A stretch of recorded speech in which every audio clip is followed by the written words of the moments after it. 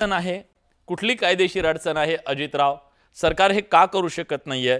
ओबीसींचा दबाव आहे की राजकीय इच्छाशक्तीचा अभाव आहे?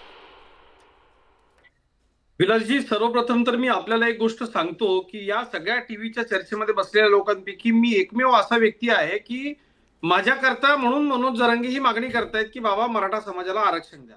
अहो पण नकोय आम्हाला, हे हे आरक्षणच आम्हाला नकोय.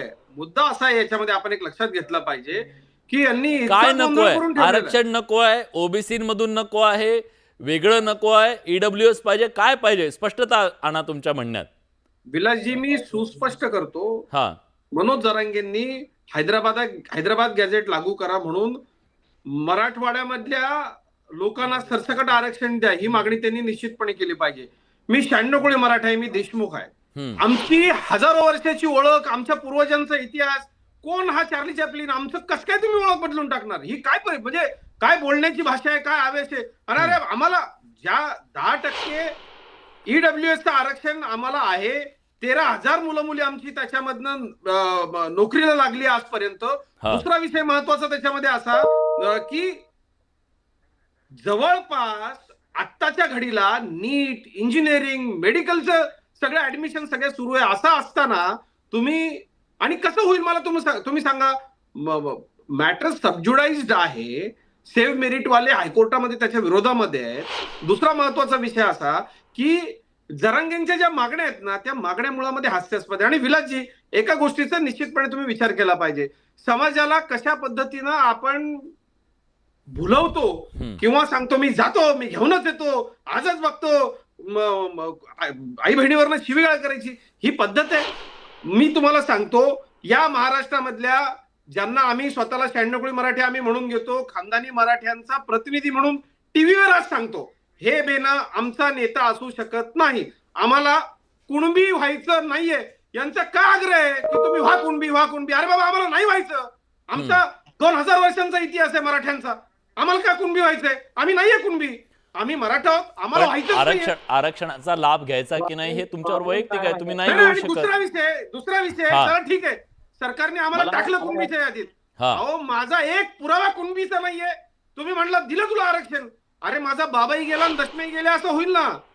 आणि मला एक गोष्ट सांगा, जी बस ऑलरेडी भरलेली आहे, खचून भरली आहे, 10% आमचं वेगळे, त्या 17% मध्ये तुम्ही आम्हाला टाकणार आणि काय लेकरं बाळांचं नुकसान, लेकरं बाळा माफ करणार नाहीत? अरे बाबा, तुमच्या या सगळ्यामुळं मराठा समाजाची जी ऑलरेडी लेकरं बाळ आहेत, आणि बघा काय होईल माहितीये का, यांच्या मूर्खपणामुळं कुणी एखादा कोर्टात गेला, ज्या आमच्या बांधवांकडे कुणबी सर्टिफिकेट आहे, अहो त्यांचंही जाईल की आरक्षण.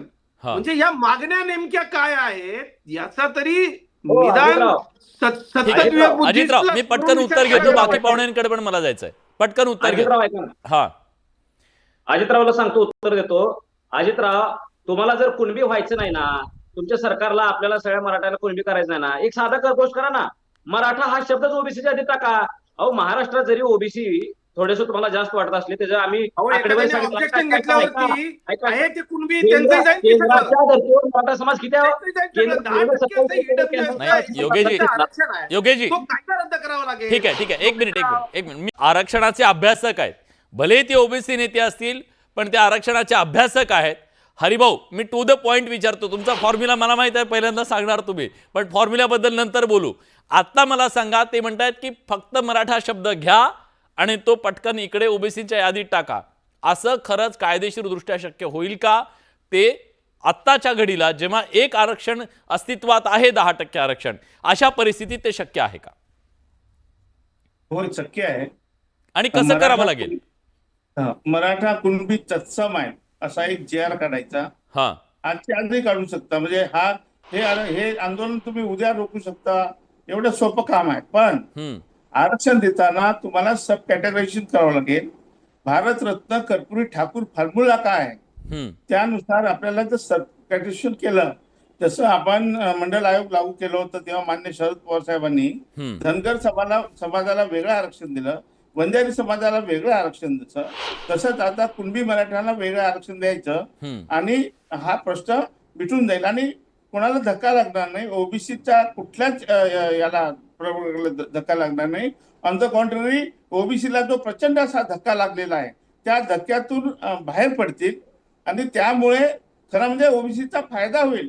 ओबीसी मराठ्यांना आरक्षण देणं याच्यामध्ये ओबीसीचा फायदा आहे, कायमचा फायदा आहे. नाही तर आता कायमचं आमच्या हरिभाऊ थोडंसं लक्षात आलं नाही म्हणून मी विचारतो. लक्षात नाही आलं, जर ओबीसीच्या 27% मराठा समाजाला घेतलं तरी ओबीसीना धक्का लागत नाही अशा प्रकारची मांडणी जेव्हा तुम्ही करता तेव्हा ते स्पष्ट होत नाहीये की धक्का लागणार कसा नाही. मराठा समाजाचा व्हॉल्यूम जो आहे तो व्हॉल्यूम आपल्याला महाराष्ट्रातला माहित आहे की अशा परिस्थितीमध्ये इतका मोठा समाज जर 27% आला तर धक्का लागणार नाही, हे कसं तुम्ही सांगाल? नाही लागणार. हे बघा, जेव्हा धनगर समाज आणि वंजारी समाज आरक्षण मागत होतं तेव्हा आम्ही भटके मित्रांनी प्रचंड विरोध केला. आम्ही मोर्चे आंदोलन केले. मान्य तत्कालीन आमदार मखरामजी पवार आणि लक्ष्मण माने आणि आम्ही प्रचंड आंदोलन केलं. आम्ही सांगितलं की धनगरांना आणि वंजारी समाजाला भटक्या मध्ये टाकू नका. मग त्याचा अभ्यास करून जेव्हा मंडल आयोग लागू झाला तेव्हा आम्ही त्यांना वेगळं आरक्षण दिलं. म्हणजे धनगरांना वेगळं आरक्षण दिलं, वंजाराला वेगळं आरक्षण दिलं, म्हणजे आम्हाला धक्का लागला नाही. म्हणजे 17% द्या असं तुमचं म्हणणं आहे. 10% तर वेगळं आहेच, भटक्या विमुक्त जमातींसाठी 10% आहे. हे जे 17% आहे 17% मराठा समाजाला द्या असं तुमचं म्हणणं आहे? नाही, आता परिस्थिती बदलली आहे. तुम्हाला सांगतो, आपल्याला जे बांटे आयोगाने मोजणी केली आहे ओबीसी लोकांची, त्यांनी सांगितलं 37.88 लोकसंख्या आहे. त्याचा अर्थ आपण 38% आरक्षण ओबीसीना देऊ शकतो.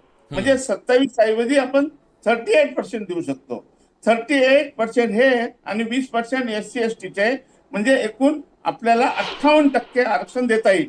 जो आपण आता 62% दिलेलं आहे महाराष्ट्राने, त्याच्याही कमी. म्हणजे आता 62% दिलेच आहे ना तुम्ही, आणि मी सांगतो त्याप्रमाणे आपल्याला 58% फक्त आरक्षण. पण इंदिरा साहनी केसमध्ये मी थोडंसं इंदिरा साहनी केसमध्ये आता जे सुप्रीम कोर्टानं मागच्या वेळेस फडणवीस सरकारच्या वेळेस दिलेलं, त्यांच्या सरकारनं दिलेलं जे आरक्षण होतं ते नाकारताना तुम्ही 50% मर्यादा ओलांडताय असं सांगितलेलं होतं आणि मग ते रद्द केलं होतं. तुम्ही सांगताय त्यानुसार मग ती मर्यादा जर 58% गेली तर सुप्रीम कोर्टात ते टिकेल का? हा सांगतो, नाही टिकेल. आता यासाठी टिकेल की आपण ती मोजणी केली आहे आणि जे आता दिलेलं आहे जे 10% ते कसं टिकणार सांगा बरं. याचा अर्थ ते टिकणार नाही. ते 50%च्या वर दिलंय तुम्ही. आता जे 10% मराठा समाजाला आरक्षण दिलेलं आहे, जे हायकोर्टात केस चालू आहे, ते कशावर टिकेल? मग ते टिकणार नाही. मग ते टिकणार नाही, त्याला म्हणजे हे नाही, बेस नाही. मी सांगतो त्याला बेस आहे. कारण लोकसंख्येच्या प्रमाणात आपल्याला देता येते. अनेक निर्णय आहे सुप्रीम कोर्टाचे, हायकोर्टाचे निर्णय. ठीक आहे. लोकसंख्या आतापर्यंत केली नव्हती, आता बाटी आयोगाने लोकसंख्या केली आहे, त्याच्यामुळे आपल्याला देता येऊ शकतं असं तुमचं म्हणणं आहे. मला बाकी पाहुण्यांकडे जायचं आहे. आपल्यासोबत 2 राजकीय पक्ष सुद्धा आहेत. त्या राजकीय पक्षांची भूमिका जाणून घेणं सुद्धा महत्वाचं आहे. एक